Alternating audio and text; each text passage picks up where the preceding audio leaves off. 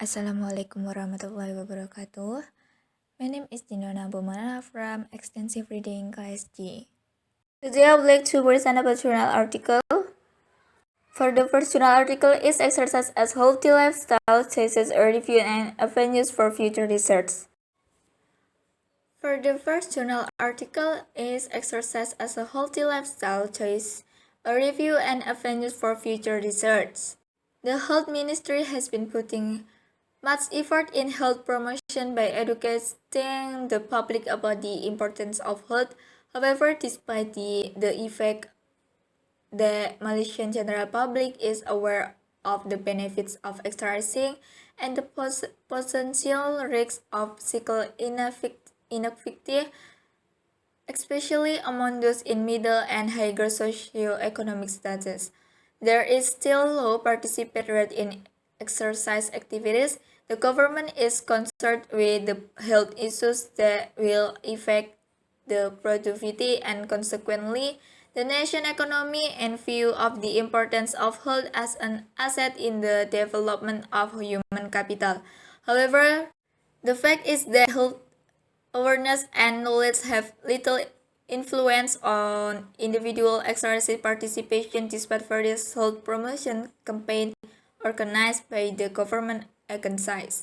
In fact, an empirical study conducted by Jayanti and Friends 1998 demonstrates that healthy knowledge has no significant effect on preventive healthcare behavior.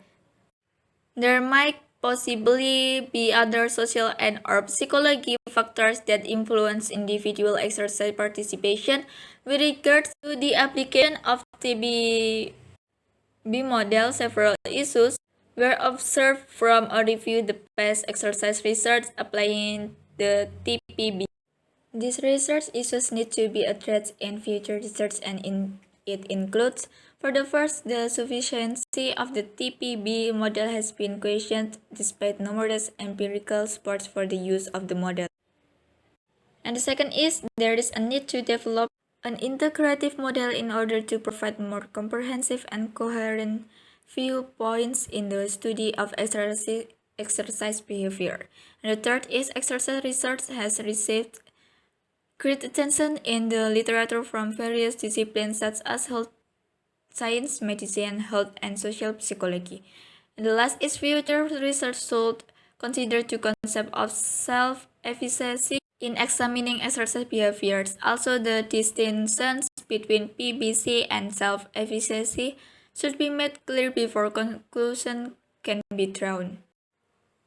And the second journal article is Living Longer and Feeling Better, Healthy Lifestyle, Self-Rate Health, Obesity, and Depression in Ireland. We know from longitudinal studies that PLBS increase longevity. This article shows that they are also associated with better self-rate health, better mental health, and healthier. By the way, conversely, those who had fewer PLBS were not only leading an healthier lifestyle, but they also perceived their overall health to be poorer, had a higher likelihood of having depression, and were heavier than those with higher numbers of PLBS. Higher scores were also less likely to be associated with being diagnosed with a cardiovascular event and being diagnosed with any illness by a doctor in the last 12 months. While our results are congruent with the work by Cow et al. And Min et al. Who examined the relationship between PLBS and mortality, and PLBS and functional health. This is one of the first studies to look at self-rate health, depression, and overweight or obesity in relation to PLBS. Limitation of the study include the cross-sectional design and the relatively low response rate 62%. However, this is similar to response rates seen in other major health, national health and lifestyle surveys. It is increasingly difficult to get high response rates from national general population surveys due to the socio-demographic trends in the modern society, including longer working days and the phenomenon of gated communities, particularly in urban areas. Unfortunately, data on non-participation are not available. However, sample weeks were used derived from the most recent census. Interpretation of the data must be cautious since exposure and outcome were measured at the same time. It is not possible to ascertain which disease is the cause of which is the effect.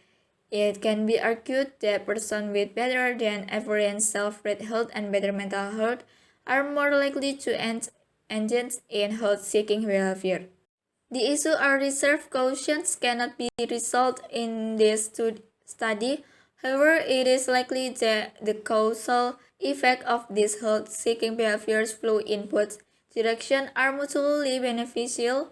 Better mental health and better self-rate health leading to increased health-seeking behavior and vice versa. What is clear is that there is no evidence to suggest that the presence of health-seeking behaviors is associated with poorer mental health and well-being. Our findings add to the evidence that we can achieve progress to address the causes of the cause of all-cause mortality, mental ill health, and cardiovascular disease through small, achievable lifestyle behavior modification. A key challenge for future research is to better understand the individual and societal determinants of healthy-seeking behavior. For instance, there is emerging data highlighting the importance of adverse childhood experiences as a determinant of health-related behavior in adult life.